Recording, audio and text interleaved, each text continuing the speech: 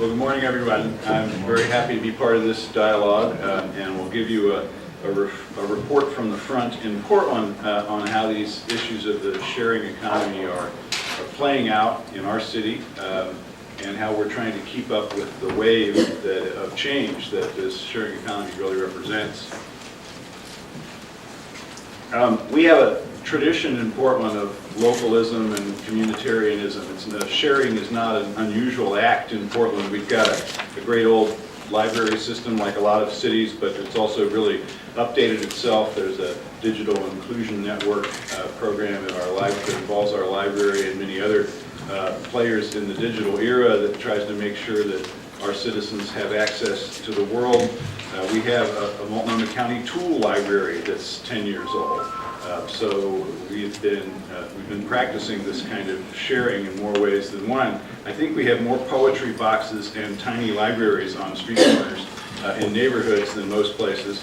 We also have a great city park system that has 50 community gardens and a couple thousand plots in that system. So again, these are not strange concepts that we might, in commonweal, build our prosperity by things that we don't necessarily own. And we also have come to understand how the sharing economy does bring investment and opportunity and even employment to our citizens.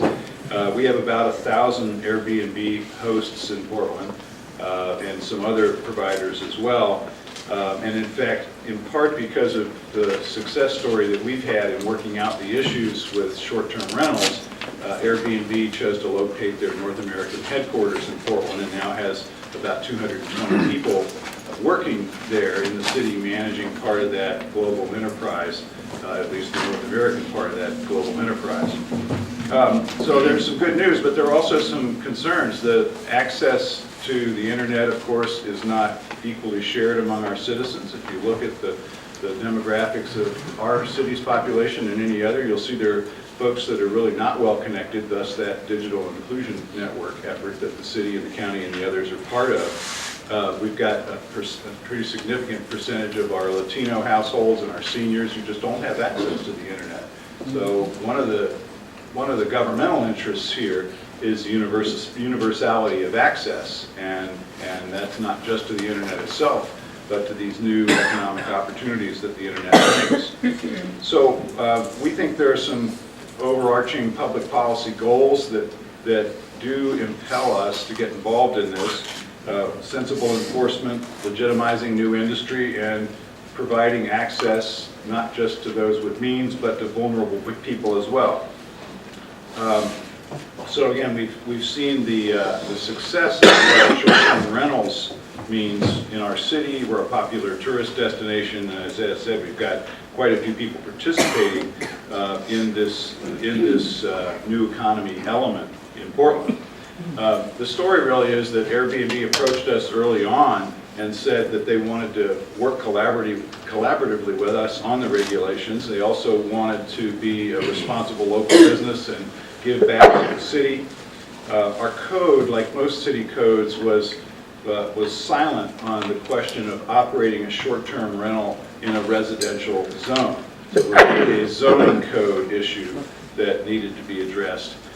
And that's what we worked our way through over a series of public hearings and discussions with the community. First taking on the question of single-family residents, and then taking on the question of multifamily buildings and condos. We segregated the issue to work our way through really different constituencies. The rental owners were concerned about loss of control. Condominium associations wanted to have their say. Those issues, of course, don't obtain when you're talking about someone's single-family residence, but neighborhood associations were concerned about loss of the character of the neighborhood if you have a proliferation of short-term rentals in that part of the city.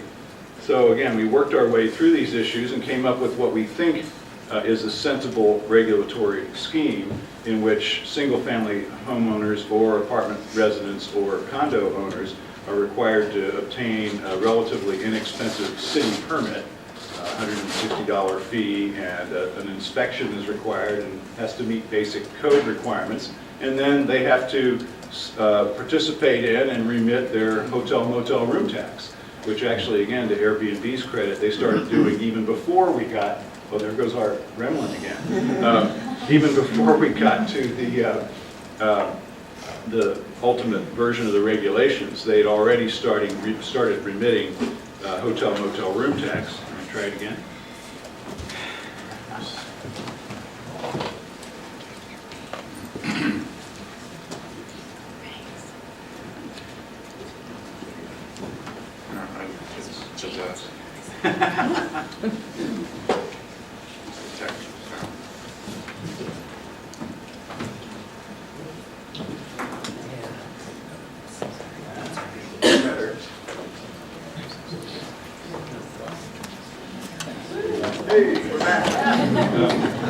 I'll stay as far away from the laptop as I can manage. So again, the hotel motel room tax part of it really turned out to be the easiest part to address, whereas the regulatory issues proved fairly gnarly. Again, not so much that Airbnb and the others were intransigent, but that the neighborhood associations were concerned about regulating the pace and impact of change. Rental owners were concerned about loss of control, and condominium associations likewise. Our multifamily rules, for example, do require that you get the owner's permission of an apartment building if you're a resident in that apartment building and want to operate an Airbnb or other short-term rental in your second bedroom. Obviously, that could be written into a rental agreement even without the city putting that in our code, but we tried to make it clear that, of course, you've got to check with your apartment owner before you do this. You're a renter, not an owner. You're a condominium owner. You are subject to the rules of your condominium association. They still apply. So we did manage we had some eruption of fear there about loss of control among those two groups, but I think we got through that in relatively good order. So that, that's pretty good news overall. We've not achieved perfection by any means. We've had a slow uptake in the permits. We are not enforcing at this point. We're not going out and doing code enforcement on single-family homeowners or apartment residents who are participating in Airbnb or these other schemes who do not yet have a permit. Again, they're all remitting their hotel motel room tax because they're doing that through the platform of Airbnb, but they have not all yet obtained the permits for their own units. In fact, I think we're still at only about 10 or 12%, it's slowly rising. Our code enforcement process, like most cities, is complaint-based, and we're not getting complaints about the Airbnb next door. We are getting complaints about the junk car or the fence falling down and those kinds of things. So our building inspectors are rightfully prioritizing stuff that's having an actual rather than feared impact on livability in the neighborhood. And so far, we have not used the enforcement hammer at all. Doesn't mean we never will, but again, in terms of priorities for the community, the fact that somebody has an Airbnb next door without a permit is not a big problem in reality in the neighborhood. So that's that part of the story. When we get to the transportation network companies, especially Uber, there's another story.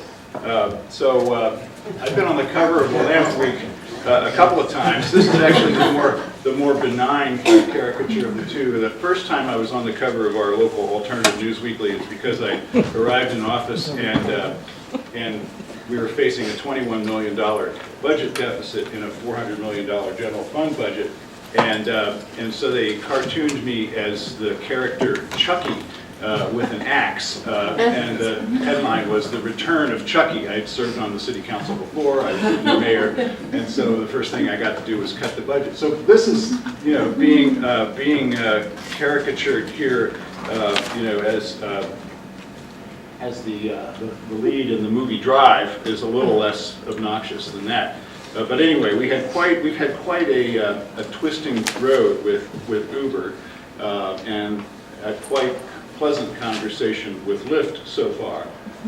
And we are at a place now where we're going to start bearing down on the code issues here. But let me tell you the story briefly. Uber had stayed out of Portland even as they had pushed their way into other markets around the world, even though we're kind of a natural for this sort of sharing economy service. We're a tech-friendly city. They'd stayed out of Portland. But then they launched what apparently is sort of a formulaic approach. They had a Twitter campaign underway with people sending emails and tweets to me saying, I want Uber. They started operating in Vancouver and in some of the other cities around Portland. There we go again, that's all right. Legally, in many cases, because they didn't regulate taxi cabs, or I think illegally in your case, because you do. But they basically forced their way into the market and surrounded us, and then put the pressure on for us to do likewise. We had begun having conversations with Uber and Lyft about, yes, we know we need to change our antiquated taxi cab regulations. We're willing to work on that with you, but again, they weren't willing to wait for that process, or maybe they had never planned to wait for that process all along. And on Thursday, December 4th, while I was in a land use hearing, I got a telephone message from David Plouffe that had called and said, sure remembered that great day in 2008 when President Obama was campaigning in Portland and we had 75,000 people out in Waterfront Park, and sure love your city. I'm now working for Uber and I'd love to talk with you. And so got this very pleasant message and called him back the next day because between the telephone message and the return call for me, we found out that they were planning to start operations in Portland at 5 p.m. on December 5th. And so I called him back actually from the office of my Transportation Commissioner, Steve Novick, on my cell phone and reached him. And we had this epic conversation in which we had the pleasantries up front again about how great Portland is and his new role at Uber. And I said, Mr. Plouffe, I've heard this really disturbing rumor that you're planning to start operations in Portland, and that would be a really bad way to start. And he replied without saying anything for about 30 seconds, and my colleague, Steve Novick, we hadn't scripted that I was going to be the good cop, and he was going to be the good cop.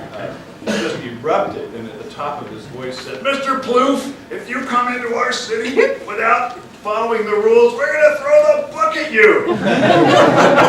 So the conversation went downhill from there, and they started operating that weekend. We filed an action in circuit court that next Monday morning seeking an injunction because we have private for hire transportation regulations in Portland, and it seems to me this is private and it's for hire, and therefore they need to be licensed. And they backed off after a couple of weeks of standoff and agreed to suspend their operations in Portland while we work on our code. And so we've now begun that process of working on our code. And there's some real serious issues there to address. What about the drivers, for example, of the cabs? Of course, the cab companies are going to have to change under the pressure of this new arrival in the marketplace. But what about the drivers? They bet on the current system. Nancy and I attended an iftar dinner last fall at the end of Ramadan with our local Muslim community, and we were a little perplexed when we arrived at the dinner and there were 40 cabs parked out front. Why? Because Somali and Ethiopian immigrants to Portland are making a living by driving a cab.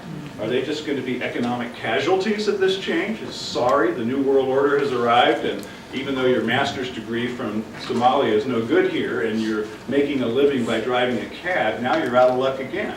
So I'm concerned about the human impact of this change, and I think we all would be as policymakers, that we've got to think about them. What about insurance? What about handicapped access? So all those issues that we do try to address through our, yes, antiquated but nevertheless necessary taxi regulations have to be surfed in this case as well. And again, I'm not interested in just surrendering on these issues. I'm interested in figuring out the New World Order and accommodating it in a responsible way, but not just responsible to the businesses involved.